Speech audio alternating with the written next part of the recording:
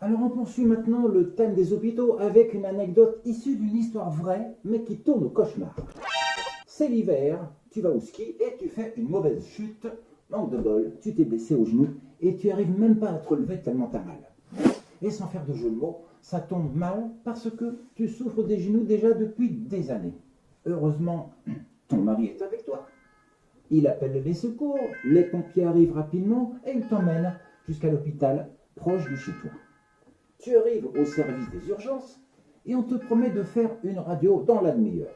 Une demi-heure après, alors que ton genou a doublé de volume depuis ton accident, tu souffres le martyre et on te fait enfin ces fameuses radios. Suite à quoi, le radiologue diagnostique que ça n'a pas l'air d'être si grave que ça, puisqu'il n'y a pas de fracture. Par contre, je vois quelque chose d'anormal sur la radio, dit-il, mais je ne comprends pas ce que c'est. Dans la foulée, la doctoresse examine les radios à son tour et elle te dit, elle aussi, qu'il n'y a pas de fracture, mais que c'est sans doute une entorse. Alors c'est pas si grave que ça et vous allez pouvoir rentrer chez vous, madame. Vous n'avez pas besoin d'aller à l'hôpital régional. Elle te rassure, tu vois. Elle ne sait pas trop ce qu'il y a. Mais selon elle, c'est pas bien grave. Vous avez une contusion, c'est pour ça que c'est enflé, mais vous allez pouvoir sortir ce soir, puisque vous n'avez pas de fracture. Et là, le match commence, putain. Toi, aussi sec qu'il lui rétorque. Mais attendez, ma jambe, je la sens même plus, et je peux plus la soulever. Alors, elle revient à la charge. Mais c'est normal, madame. Comme il y a un gros épanchement de sang, et à cause du choc, c'est normal que ça se soit enflé. Toi, ah mais non, mon genou n'a pas tapé. Elle, c'est votre jambe qui a vrillé, vous comprenez? Alors, votre rotule s'est déboîtée, puis elle s'est remboîtée aussitôt. Donc, on n'a pas besoin de vous garder ici, vous allez pouvoir sortir tout de suite. Toi, vous avez appelé une ambulance? Elle, ah non, non, bah demandez qu'on vienne vous chercher en voiture. Toi, je peux même pas plier la jambe, et j'ai même pas de béquille. Elle, vous n'en avez pas une à la maison? Toi, bah si, mais je l'ai pas ici. Elle, on va pas demander à votre mari qu'il aille la chercher. Elle, bon, alors, écoutez, je vous fais une ordonnance, parce que vous allez être immobilisé avec une attelle. Toi, mais vous avez une attelle? Elle, ah ben non, faut aller la chercher à la pharmacie. Toi, mais je peux pas aller la chercher, je marche pas. Elle, ah mais vous allez y aller avec votre mari pour la commander. Toi, mais à cette heure-là c'est fermé madame la pharmacie. Elle, ah ben vous irez demain. Bon, je vous fais une ordonnance pour que l'infirmière vous fasse une piqûre et pour le kiné et aussi pour des anticoagulants pour que vous puissiez passer la nuit tranquillement. Toi, mais c'est pas à cette heure-là du soir que je vais trouver une infirmière. Elle, ben vous pouvez faire vous-même la piqûre. Toi, bah et puis quoi encore? Ah ben non, je ne sais pas faire ça. Elle, bon, je vous la fais rapidement parce que à cette heure-là, j'ai déjà loupé mon train, vous comprenez. Il est 6h30 et il faut que je me aille bientôt. Je ne veux pas louper le train suivant, vous comprenez? Toi, mais avant de partir, s'il vous plaît, j'aimerais aller aux toilettes pour faire pipi parce que depuis le temps que je suis là, j'en peux plus. Elle, bah allez-y madame, c'est au bout du couloir là-bas. Toi, comment ça, vous pouvez pas aider? Elle, et là, elle se casse. Elle se casse pour aller chercher son putain de train à la gare. Bref, tu arrives péniblement dans les toilettes qui sont là-bas tout au bout du couloir et tu fais ta pisse. Seulement voilà, avec ton genou en compote, tu ne peux même plus te relever. Alors dans l'entretemps, ton mari revient, heureusement, et il essaye de t'aider, mais il n'y arrive pas. Toi, bah va chercher une infirmière, qu'elle nous aide. Alors dans cette bien piètre ambiance, l'infirmière arrive avec un chariot roulant et elle se barre aussitôt. L'air de dire, bah démerdez-vous. Heureusement, encore une fois, que ton mari est là et vous sortez centimètre par centimètre de ce putain d'hôpital et tu te traînes jusqu'à la voiture lamentablement. C'est-à-dire que à quel point ton genou est dans un état bien pire que ce que prétendaient les soignants. Ouf, mais seulement voilà, ton calvaire n'est pas fini. 2 jours après, ton genou est toujours dans le même état, tu souffres autant et tu retournes au même endroit pour voir la même doctoresse aux urgences. Et elle te prescrit une ordonnance pour faire un scanner. Mais tu dois attendre 1 semaine et demie de plus pour faire le scanner dans un gros hôpital cette fois.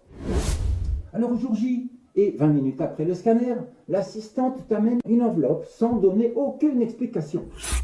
1 demi-heure après, et en insistant bien, une doctoresse te reçoit enfin. Et elle te dit très rassurante, avec un grand sourire, « Mais vous n'avez pas de fracture, madame, ni de fissure, ni de fêlure. » Et là, le match reprend.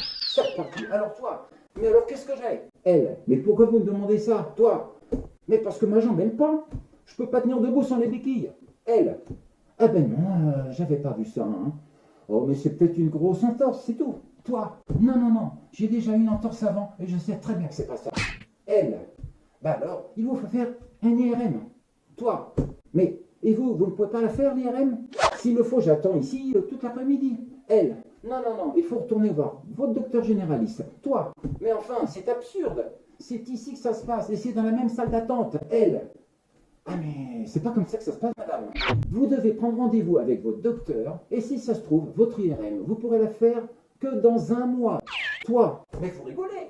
Je peux pas rester un mois dans cet état-là, comme ça. Je souffre de plus en plus et mon genou droit fait 2 fois la taille du gauche. Il y a quelque chose qui va pas, enfin.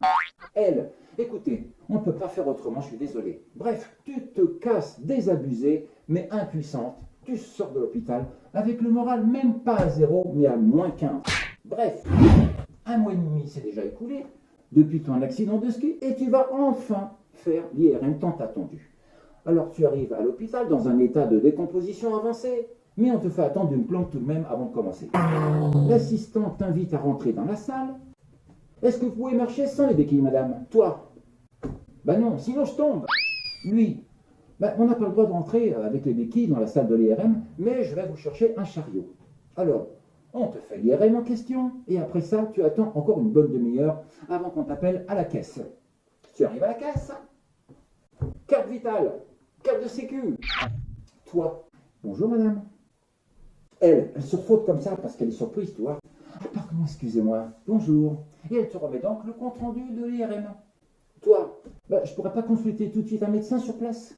Elle, non, non, non, c'est pas possible. Il vous faut prendre un rendez-vous avec votre médecin traitant. Alors tu repars chez toi, mais au moment où tu ouvres l'enveloppe de l'hôpital, stupeur, c'est la douche froide. Quand tu découvres que depuis 1 mois et demi, c'est le tendon de ton genou qui s'est rompu au moment de l'accident. Et le comble est que aucun personnel hospitalier ne s'est rendu compte de ça, ni à la radio, ni au scanner. En réalité, tu as une rupture complète du tendon bilatéral de la rotule, c'est-à-dire que c'est grave, et qu'on t'a laissé galérer dans un handicap douloureux pendant 1 mois et demi, prétendant qu'il n'y avait sans doute rien de grave. Après cette bonne nouvelle, n'est-ce pas, tu dois encore attendre 2-3 jours avant de pouvoir rencontrer ton médecin traitant. Et alors là, qu'est-ce qu'elle te dit? Je te le donne en mille et mille. Mais ne vous inquiétez pas, madame. Après quelques séances de kiné, votre tendon peut se réparer. Je vous fais une ordonnance de kiné, balnéothérapie. Bref, c'est la mascarade qui continue, la preuve. Toi, mais regardez bien sur le compte-rendu, madame, c'est mentionné aspect chirurgical. Alors elle, écoutez, en sécurité, je vous fais une autre ordonnance, on ne sait jamais, pour consulter un chirurgien, et vous verrez avec lui. Toi, vous en connaissez les chirurgiens? Elle, l'effronté. Oh ben non, cherchez dans les pages jaunes, vous en trouverez bien un. Toi, pardon?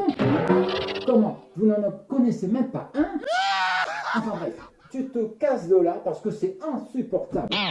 Et finalement, en faisant des recherches approfondies, tu finis par trouver un bon orthopédiste.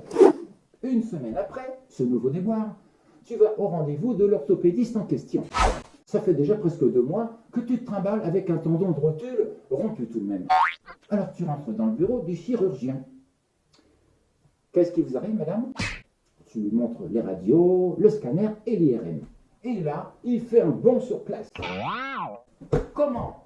Mais vous êtes resté 7-8 semaines dans cet état-là? Toi, ben oui, je suis en train de vivre une histoire de dormir debout.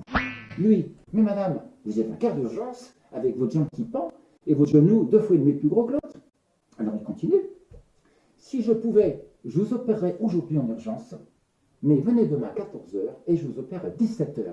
Parce que si je vous lâche aujourd'hui, c'est que je suis en faute professionnelle. Ouf, il était temps que tu trouves la bonne personne au bon endroit, avant que tu perdes ta jambe tout de même.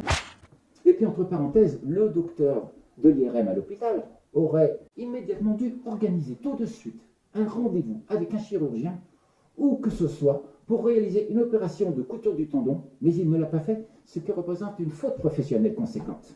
Bref, le chirurgien, le nouveau, se met en 4 pour organiser cette opération. 4 anesthésistes, des assistants, le choix de la salle, etc. Le lendemain, l'opération se déroule parfaitement bien. Le surlendemain, le kiné te prend déjà en main. Et c'est ainsi que les soins et la rééducation continueront pendant 6 mois jusqu'à ce que tout rentre dans l'ordre. Alors tu vois, la morale de cette sombre histoire nous démontre au moins une chose. c'est qu'aujourd'hui, tu as vraiment intérêt, par tous les moyens, ni de tomber malade, ni d'avoir d'accident, et ce, au péril de ta santé, compte tenu du contexte fantasque et fantoche du milieu hospitalier actuel. Sur ce, je te souhaite beaucoup de courage avec ton genou. Elle est bonne celle-là. Ciao.